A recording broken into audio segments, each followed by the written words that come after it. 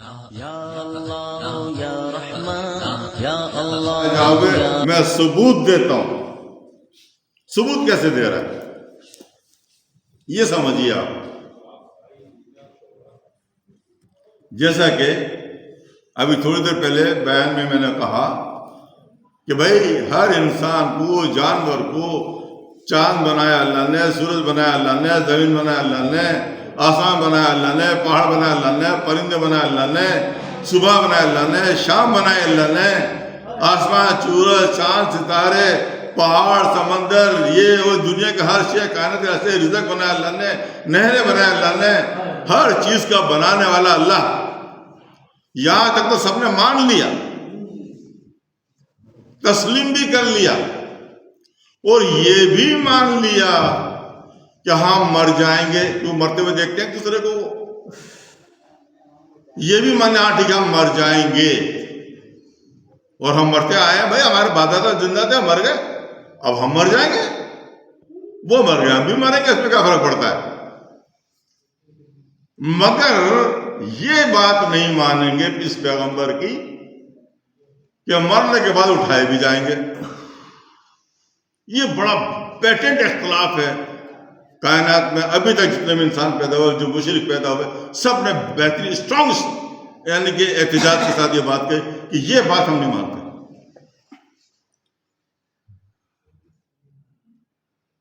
تو اللہ نے جہاں اس بات کا ثبوت دیا کہ کائنات کی ہر شے کا پیدا کرنے والا میں ہوں، تو مارنے والا بھی میں ہوں اور اٹھانے والا بھی میں ہوں. جس کا ثبوت یہ ہے، اب ثبوت سنیے. آپ لوگ نہیں دیکھتے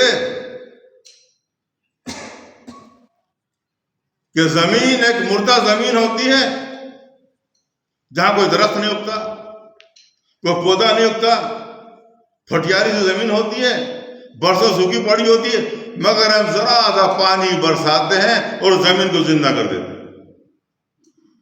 سورہ حج اور سورہ ابراہیم کی بات، سورہ حج کی بات کر رہا ہوں. ہم زمین کو زندہ کر دیتے ہیں، اور اس زمین سے پھر پودے اور پھل فروٹ اگنے لگتے ہیں، اور تم وہ پھل فروٹ کھاتے ہو. اس میں دریا بہا دیتے ہیں، نہریں بہا دیتے ہیں، درخت اگا دیتے ہیں، آپ اس میں پھل کھاتے ہو، فروٹ کھاتے ہو، اناج کھاتے ہو، اور خود ہی نہیں بلکہ اپنے جانوروں کو بھی کھلاتے ہو. اور اگر تم پانی پیتے ہو جو پہاڑوں سے جمع ہوتا ہے، تو وہ پانی تم اپنے جانوروں کو بھی پلاتے ہو. تو کیا ہم مردہ زمین کو زندہ نہیں کر لیتے؟ اب لوگ کہہ رہے ہیں یار بات تو صحیح ہے، زندہ تو کر لیتے ہیں. اب یہی بات ختم نہیں ہو گئی. دوسری مثال، اللہ تعالیٰ نے کہا چلو یہ تو درخت و پودوں کی بات کر رہا ہوں، زمین کی بات کر رہا ہوں. ارے تم کیا تھے جو میرے سامنے بیٹھے ہو؟ اے انسانو تم کیا تھے؟ اپنا غور کیا تم نے کبھی؟ تو قرآن کی آیت فرماتی ہیں، بیان میں ہے کہ تم تو ایک ناقابل ذکر ایک ایسا نطفہ تھے جسے وہ جانتا بھی نہیں تھا. وہاں سے ہم نے تم کو اٹھا کے ایک انسانی شکل میں پیدا کر دیا. سبحان اللہ سبحان اللہ. تم بھی مردوں میں سے تھے.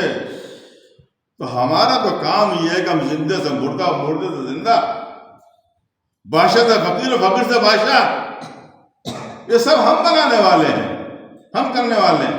تو ہم ہر مردہ شے کو جب چاہیں گے زندہ کر دیں گے. اور تم یہ باتیں کرتے ہو کہ پہاڑ ہم نے بنائے، زمین ہم نے بنائی، انسان ہم نے بنایا. ارے بے وقوفو، ہمارا تو حال یہ ہے کہ ہم خالی کہتے ہیں کن تو وہ ہو جاتا فیا کن. ہمارے لیے پیدا کرنے میں کیا دیر لگتی ہے؟ ہم تو ابھی کہیں گے کن تو ساری دنیا ختم، اور ہم نے کہتے ہیں فیا کن سب پیدا ہوئے. تو ہماری شان ہے جس طرح چاہے زندہ کر دیں. مگر تم کو انسان مرتا نہیں ہے، یہ غلط ہے. انسان مرتا ہے تب تو کہہ رہا ہے کہ کن فیا کن کرتا ہوں، پیدا کرتا ہوں.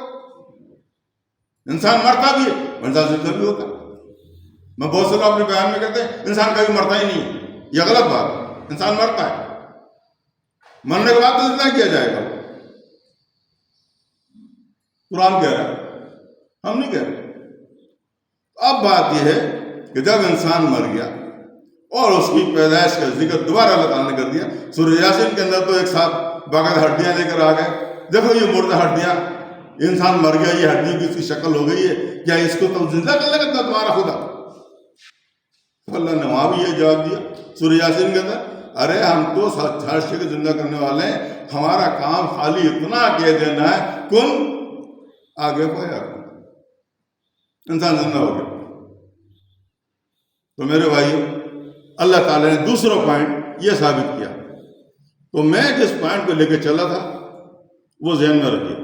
میں نے آپ کو یہ کہا کہ اس دنیا میں جو پیغمبر لوگ آئے تو کیا پیغام لاتے تھے؟ تو پہلا پیغام تو میں نے آپ کو بتایا کہ ساری کائنات کا مالک بنانے والا اللہ۔ دوسرا پیغام یہ تھا مرنے کے بعد انسان کو زندہ کرنے والا اللہ۔ یہ دوسرا پیغام جس کو لوگ تسلیم نہیں کرتے تھے۔ اب اگر آپ نے تسلیم کر لیا کہ ٹھیک ہے اللہ پاک، ہم مان گئے کہ تو ہی پیدا کرنے والا، تو ہی مارنے والا، اور تو ہی مار کے پھر اٹھانے والا، تو وہ لوگ تو ہو گئے مسلمان، اور انہوں نے سلامتی کے اس دین کو تسلیم کر لیا۔ اللہ نے کہا نا کہ یہ دین میرے نزدیک سے اسلام ہے، اور اسلام سلامتی کا دین ہے۔ سلامتی کا دوسرا مطلب امن کا دین ہے، تو ہم اس امن کے دین میں داخل ہو گئے۔ اب جو تیسری ذمہ داری ہم پر آتی ہے، اب یہ تو ہم نے اسلام تسلیم کر لیا، اللہ کو مان لیا، ایمان پکا کر لیا، اللہ کو مان لیا، ایمان پکا کر لیا کہ ہاں اللہ ہی بنانے والا، اللہ ہی پیدا کرنے والا، اللہ ہی ماننے والا، اللہ ہی اٹھانے والا ہے۔ تو اب ہماری ذمہ داری کیا ہے؟ تو یہ کیا ہوگی؟ تشریح کس بات یہ ہوگی؟ لا الہ الا اللہ۔ ابھی تک جتنی بات سنی ہے آپ نے وہ سب لا الہ الا اللہ پر مبنی تھی۔ اب آ جائیے محمد رسول اللہ پر۔ اب زندگی آپ کو ابھی تک تو آرڈر سنتے رہے، اللہ کو تسلیم کرتے رہے، تسلیم کرنا لا الہ الا اللہ تھا، ایمان تھا۔ ایمان جب مضبوط ہو گیا اب رسول پر آ جاؤ، ایکشنز پر آ جاؤ۔ رسول آپ کو ایکشن سکھائے گا، وہ لائف جو پریکٹیکل لائف ہے، how you pass your practical life, کہ آپ کو اپنی پریکٹس کی زندگی جو ہے، عملی زندگی کیسے گزارنی ہے۔ اور عملی زندگی کا بھی پھر ایک ہی فارمولا، ایک سنگل فارمولا۔ ان جنات اور انسانوں نے اگر اپنی زندگی نبی کریم صلی اللہ علیہ وسلم کی سنتوں کے مطابق گزاری تو تمام جن اور انس جنت میں جائیں گے، اور ذرا سا بھی لوز رہے وہ دوزخ میں جائیں گے۔ اچھا، لوز وہی ہوگا جس کا ایمان کمزور ہوگا، لوز ہو گئے وہاں پر، یار میں مانتا تو ہوں مگر دل سے نہیں مان رہا۔ جب نہیں ماننا تو اس کے اعمال میں کمزوری پیدا ہو جائے گی۔ کیوں کہ ایمان تو ہے کمزور درجے کا، ایمان میں درجے ہوتے ہیں، آپ کو معلوم ہونا چاہیے، اور درجے بیان کرتے ذرا لمبا ہو جائے گا، مگر میں بس سمجھ لیں درجے ہوتے ہیں۔ اگر اس کے ایمان کے درجے میں کوئی کمی پائی گئی تو پھر اس کے اعمال کے درجے میں بھی کمی ہوگی۔ وہ کہتا تو ہے کہ مسلمان ہم مانتے ہیں اور یہ کرنا چاہیے، نماز پڑھنا چاہیے، روزہ کرنا چاہیے، بڑوں کی بات کرنا، بڑوں کی ماننا چاہیے، ماں باپ کی بات ماننا چاہیے، یہ کرنا چاہیے، مگر وہ چھوٹی سی بات لے لو کہ اپنے ماں باپ کی عزت نہیں کرتا، نماز پڑھتا ہے، روزے رکھتا ہے، سب کچھ کرتا ہے، کاروبار کرتا ہے، یہ کرتا ہے، وہ کرتا ہے، کاروبار کا آدمی دھوکہ دہی کر رہا ہے، اور ماں باپ کے پاس جب آتا ہے تو بات بدتمیزی سے کرتا ہے، دن بھر کہاں ہے؟ مجرم ہو گیا، کافر نہیں ہوا۔ یہ یاد رکھیں، کافر نہیں ہوا، وہ کافر نہیں ہے، وہ اپنے دین کا مجرم ہے، اور مجرم کی سزا ہوتی ہے، اور کافر جو وہ ہو جائے جس کو کیا کہتے ہیں مرتد ہو جائے اس کے لیے قتل ہے، تو وہ مرتد نہیں ہوا، وہ قتل نہیں کیا جائے گا، سزا دی جائے گی، تو سزا کا مستحق ہو جاتا ہے وہ۔ تو یہاں ٹائم ہو تو مجھے بتا دیجیے گا۔ تو یہاں بات یہ آتی ہے میرے بھائیوں کہ اب ہمیں پریکٹیکل لائف میں داخل ہونا ہے، اور پریکٹیکل لائف اٹھائی جائے گی نبی کریم صلی اللہ علیہ وسلم کی سنتوں سے، نبی کریم صلی اللہ علیہ وسلم کی اعمالوں سے،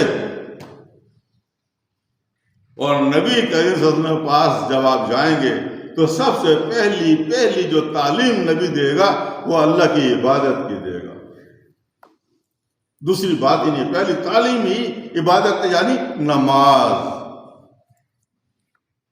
6 نمبر کہاں کتنی دیر بعد آ گیا؟ پہلے تو نہیں آ سکتا تھا، اب آیا، چلو کوئی بات نہیں، مان لیتے ہیں۔ اب نماز کی بات شروع ہو جاتی۔ اب نماز کے لیے جب بات کی یا رسول اللہ علیہ وسلم، میں اللہ تعالیٰ کی بات کا مسلمان ہوں، ایمان میرا بڑا پکا ہے، اللہ کو مانتا ہوں، میں یہ اس بات کو بھی جانتا ہوں کہ قیامت آنے والی ہے اور اللہ تعالیٰ مجھے اٹھائے گا اور حساب کتاب پوچھے گا، لہٰذا مجھے بتا کہ میں کیا کروں۔ نبی کہہ رہے کہ بھائی ایسا ہے، بات سن، اب تو سب سے پہلے ایک عمل پکڑ لے، حالانکہ روزہ بھی ہے، یہ بھی آگے، وہ سب باتیں نہیں، پہلی ایک ہی عمل، یا تو نماز پڑھنا شروع کر دے۔ یا رسول اللہ کیسے پڑھوں نماز؟ دیکھ میں پڑھ کے دکھاتا ہوں تیرے کو۔ آؤ کھڑے ہو گئے، نماز کا وقت آیا، ہمارے ساتھ پڑھ لے، دیکھ لے۔ آپ نے پڑھ کے دکھائی، کہ دیکھا تو کیسی نماز پڑھے ہم سب نے، میں نے، میرے صحابہ کرام نے۔ ہاں میں نے دیکھا آپ لوگ اٹھے بٹے کر رہے تھے، کوئی کھڑا ہوتا، کوئی گھٹیا آتا، کوئی اللہ کو بولتا ہے، کوئی کچھ پڑھتا ہے، کوئی کچھ پڑھتا ہے، اس طرح پڑھ لیتا آپ لوگ، بس ایسے تجھے پڑھنا۔ تو جیسا تو نے مجھے دیکھا ایسے ہی تو بھی نماز پڑھے گا۔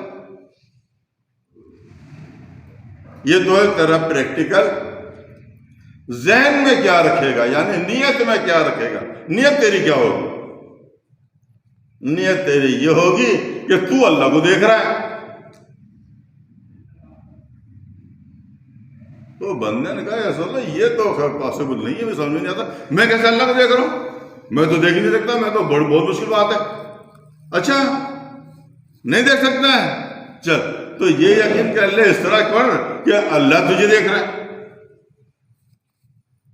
ہاں یہ ہو سکتا ہے، اللہ مجھے دیکھ رہا ہے، تو اللہ نے جو احکامات دیے ان کے دائرے میں تجھے نماز پڑھنی ہے، نماز میں نے تجھے پڑھ کے دکھا دی ہے، نظر کہاں رکھنی ہے، سجدہ تجھے کہاں کرنا ہے، ہاتھ تجھے کیسے باندھنا ہے، ذہن میں تجھے کیا رکھنا ہے، اور ہر وقت ہر لمحہ اس بات کا خیال کرنا ہے کہ اللہ تجھے دیکھ رہا ہے۔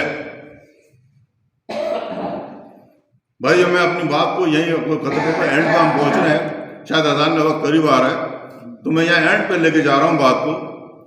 یہ ایک ایسا کانسیپٹ نماز نے ہم کو دیا ہے کہ اللہ مجھے دیکھ رہا ہے، یہ کانسیپٹ ہی انسان کو جنت میں لے کے جائے گا۔ کیوں کہ اس کو ہر خطا سے محفوظ رکھے گا۔ یہ وہ کانسیپٹ ہے جو ہر خطا سے محفوظ بھی رکھے گا، اور ذرے ذرے پر، قدم قدم پر آپ کی حفاظت فرمائے گا، اور اللہ تعالیٰ داخل ہو جائے گا۔ یہ خوف ہے کیا؟ یہ تقوی تو ہے۔ آپ کے اندر تقوی داخل ہو جائے گی، نماز تقوی داخل کرتی ہے، روزہ تقوی داخل کرتا ہے۔ تو جب آپ تقوی میں آ گئے، اور جس نے ساری زندگی تقوی میں گزار دی وہ دوست کی ہے، نعوذ باللہ من ذالک، کبھی بھی نہیں ہو سکتا۔ تو میرے بھائیو یہاں ایک ہی چیز، اس کو دوسرا 1+A+1 ہے کہ ایک تو یہ کہ کانسیپٹ یہ رہے گا اللہ مجھے دیکھ رہا ہے، اور جب اللہ دیکھ رہا ہے تو ہر بات اللہ کے خوف میں، تقوی میں داخل ہوتے ہوئے عمل کیا جائے، یہ زندگی کا اصل مقصد ہے۔ اور وہی کامیاب لوگ ہیں جو ساری زندگی کامیاب زندگی گزاریں گے، زندگی میں بھی کامیاب اور مرنے کے بعد بھی کامیاب۔ بس میرے بھائیو میرا خیال ہے اپنے بیان کو یہیں ختم کرتا ہوں، کیونکہ ابھی وضو بھی کرنا ہے لوگوں کو، اور بیان مغرب کے بعد بھی ہوگا، تو لہٰذا آپ لوگ مغرب کے بعد بھی بیٹھیے، تشریف رکھیے اور وقت لگائیے، دین کو سیکھیے اور سکھائیے۔ وآخر دعوانا ان الحمدللہ رب العالمین۔ اللہم صلی وسلم علی سیدنا محمد وعلى آل سيدنا محمد كما تحب وترضى بأن تصلى عليه. يا الله يا رحمن يا الله يا رحمن يا رحيم يا كريم يا الله يا رحمن يا رحيم يا كريم يا الله يا رحمن يا رحيم